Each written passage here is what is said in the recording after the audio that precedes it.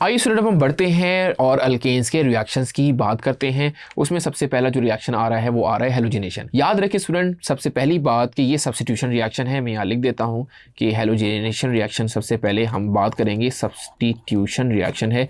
अब substitution reaction कौन सा होता है कि जिसमें एक एलिमेंट सब्स्टिट्यूट हो जाता है, वो दूसरे एलिमेंट की जगह ले लेता है। हम रिएक्शन को जब करेंगे तो आपको क्लियर हो जाएगा कि कैसे ये रिएक्शन हो रहा है। फिर स्टूडेंट हम बात करते हैं कि हेलोजिनेशन का मतलब क्या होता है। तो हेलोजिनेशन का मतलब क्या होता है? Addition of halogen, addition of halogen, right.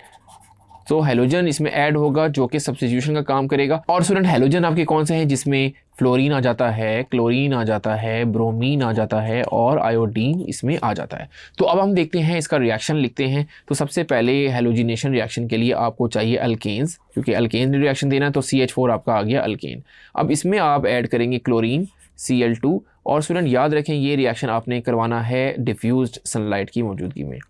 Sunlight जो है वो आपकी डिफ्यूज्ड सनलाइट।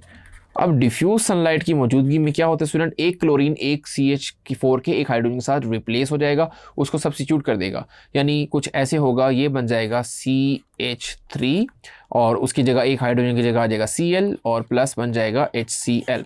स्टूडेंट एक दफ़ा मैं उसको डिटेल में आपको बता देता हूँ स्ट्रक्चरल फॉर्मूले के साथ, ताकि आपको मज़ीद क्लियर हो जाए। कुछ हम इसको ओपन करके ऐसे लिख सकते हैं, जैसे CH4 है तो हम लिख सकते हैं CH4। ऑल्दो ये आपको लिखना नहीं है, ये मैं समझाने के लिए आपको यहाँ पे बता रहा हूँ। और क्लोरीन को आप कुछ ऐसे करके Cl2 को लिख सकते हैं। फिर डिफ्यूज सनलाइट आई, वो हम यही दोबारा लिखेंगे। अब देखिए होगा क्या कि एक जो H है वो HCl के साथ मिलके बना देगा एक HCl। अब ये जो इलेक्ट्रॉन है ये तो चला गया Cl के साथ, यहाँ पे एक इलेक्ट्रॉन बच जाएगा। सो इसको इस एक इलेक्ट्रॉन इसका ही बच गया, तो ये पेयर अप हो जाएंगे। ये Cl कहाँ आ जाएगा? ये इसकी जगह पर आ जाएगा, यानी यहाँ पर आ जाएगा H की जगह पर। सो आपका कंपाउंड क्या बनेगा आप देख लेते हैं उसको। CH3 तो होगा लाइक दिस वे, CH3 तो आपका आएगा ही आएगा, लेकिन साथ में इस Cl की इस H की जगह क्या आ जाएगा? अब की बार ये Cl आ जाएगा और प्लस HCl आपको मिल रहा है। तो स्टूडेंट पहला स्टेप होपफुली आपको क्लियर हो गया होगा। इसी तरह ये रिएक्शन चलता जाएगा जब तक सारे के सारे हाइड्रोजन सारे के सारे हेलोजन से रिप्लेस ना हो जाएं। सो अब देखते हैं कैसे रिएक्शन होगा। मजीद हमारे पास बन गया CH3Cl, मजीद इसमें हम ऐड करेंगे क्लोरीन, सो ये मिलेगा और यहाँ पे होगी डिफ्यूज्ड सनलाइट। डिफ्यूज सनलाइट की मौजूदगी में एक क्लोरीन एक और हाइड्रोजन को ले जाएगा तो CH2Cl2 हो जाएगा और प्लस HCl ये बन जाएगा। फिर मज़ीद रिएक्शन होगा, लाइक हमारे पास अब बन चुका है CH2Cl2। इसको मज़ीद हम रिएक्ट करवाएंगे Cl2 के साथ, डिफ्यूज सनलाइट होगी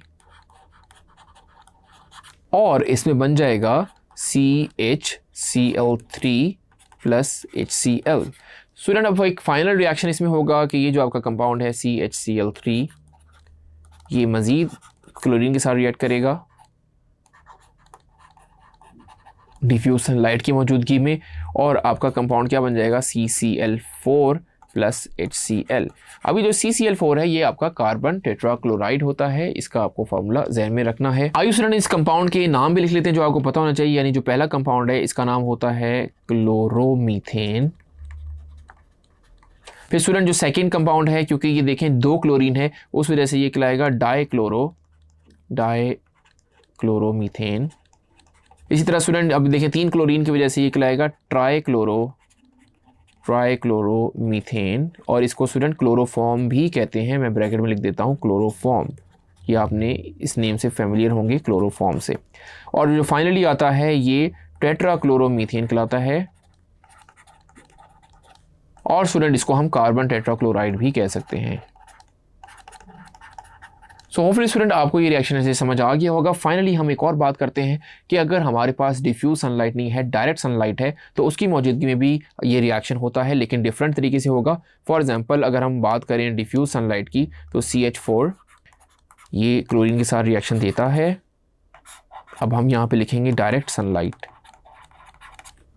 तो स्टूडेंट आप इसमें देखेंगे कि इसमें कार्बन बनेगा और HCl बन जाएगा। इस इक्वेशन को आप बैलेंस कर लें तो यहाँ पे देखें दो क्लोरीन हैं और चार हाइड्रोजन है, तो यहाँ पे आप 4 इसको लिख दें तो 4 हाइड्रोजन बैलेंस है, कार्बन ऑलरेडी बैलेंस्ड है, और क्लोरीन की जगह आपको 2 क्लोरीन यहाँ पे लिखना पड़ेगा, तब ये इक्वेशन आपकी बैलेंस हो जाएगी। फाइनली इसमें एक और चीज़ का ख्याल रखना होता है कि CH4 भी आपकी गैस है, क्लोरीन भी गैस है, HCl भी यहाँ पे गैस फॉर्म में बन रही है, जबकि कार्बन यहाँ पे सॉलिड फॉर्म में बन रहा होगा। तो ये रिएक्शन होता है जब हम इसको डायरेक्ट सनलाइट की मौजूदगी में रिएक्ट करवाते हैं।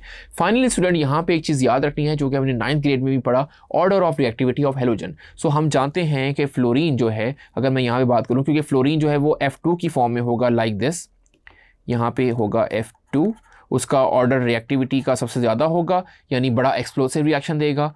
क्लोरीन के साथ भी ये रिएक्शन हो जाएगा हेलोजिनेशन, लेकिन ये अगर क्लोरीन हो डार्क सनलाइट में तो इसका रिएक्शन थोड़ा स्लो होता है, और अगर ये सनलाइट की मौजूदगी में रिएक्शन थोड़ा सा फास्ट होता है। फिर ब्रोमीन स्टूडेंट थोड़ा सा और स्लो रिएक्शन देता है, Br2, क्योंकि ऑर्डर ऑफ रिएक्टिविटी डिक्रीज़ हो रहा है, तो ब्रोमीन जो है उसको थोड़ा सा टेम्परेचर भी चाहिए होता है, और आयोडीन जो है वो जनरली लेस रिएक्टिव होता है इस रिएक्शन में। तो ये बातें भी आपने अबाउट हेलोजिनेशन याद रखनी है। होपफुली आपको हेलोजिनेशन का रिएक्शन समझ आ गया होगा। आइए स्टूडेंट हम बात करते हैं नेक्स्ट रिएक्शन जो कि है combustion reaction. Combustion reaction student याद रखें कि जब भी हम किसी भी फ्यूल को ऑक्सीजन की मौजूदगी में हीट अप करते हैं तो उसकी होती है कंबस्शन, यानी उसमें CO2 बनती है, हीट रिलीज होती है, और एक फ्लेम भी आपको यहाँ पे दिखाई देता है। तो यानी जलने के अमल को सिंपली फॉर्म में हम कंबशन कहते हैं। अब कंबशन दो तरीके से होती है, अगर ऑक्सीजन एक्सेस में हो तो होती है कंप्लीट कंबशन, उसके प्रोडक्ट्स और हैं, और अगर ऑक्सीजन कम अमाउंट में हो तो उसको हम कहेंगे इनकम्प्लीट कंबशन। सो आइए स्टूडेंट सबसे पहले हम कंप्लीट कंबशन का रिएक्शन लिखते हैं कि कंप्लीट कंबशन कैसे होती है।